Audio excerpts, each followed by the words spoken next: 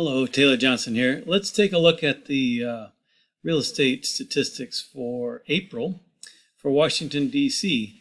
As you can see here, we have new listings up 16% from March of this year, but up 91% from April of last year. Now, that reflects the COVID shutdowns in March and April. We had a real slowdown in the market in those 2 months. So that's going to be reflected here. And the same with new pendings. Homes that are now under contract, recently agreed to a sale, is down a little bit from March of this year, but up quite a lot from last year.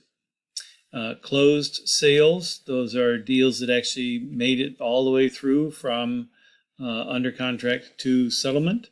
We're up 7% from March of this year and up 75% from April of last year. So remember, the numbers versus last year are a little bit skewed because of that shutdown in March. Now, the median sold price was $660,000 in DC, so that's up 4%, 4.8% from March of this year, and up 6.5% from April of last year. So we see a fairly steady rise with appreciation, about 6.5%, maybe 8% we saw for the whole of last year. So that's something to keep in mind if you're thinking about getting in the market. Appreciation is going to be fairly steady in this area. So both cats are trying to get at me right now. This is, no, go away. All right, so active listings, we have 1,640 right now, which is up a bit from March of this year, and up about the same amount from April of last year. Average days on market in DC is 23, and that's interesting because it's a lot less in Maryland. And I would have thought that it would be less than that for DC. So I'm not sure where these statistics are coming from. But March, the average days was 31, and April of last year was 24. So that's fairly consistent with this month and last year. And then this is kind of the key thing. You've heard about there being a shortage in the market. Homes are selling for over asking. And here's your average sold to original list price is 101.4%.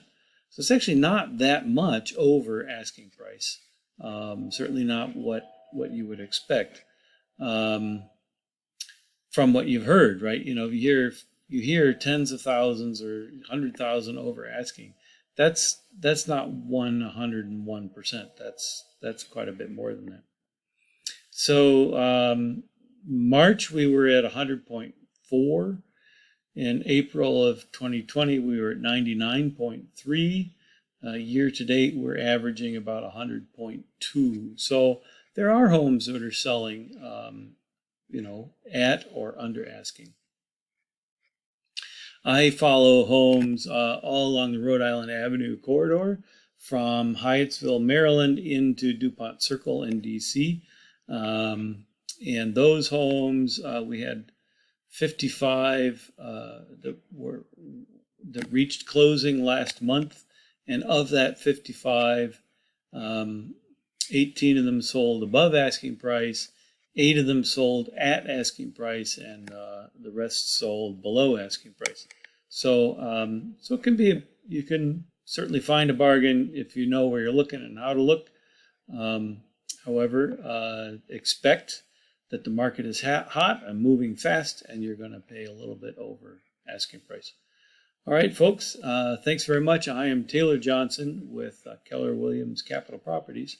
I'm here as a resource for you. If you would like to reach out and ask any questions or get some advice on buying or selling, I'm happy to answer your questions. Take care and have a great day. Thanks very much.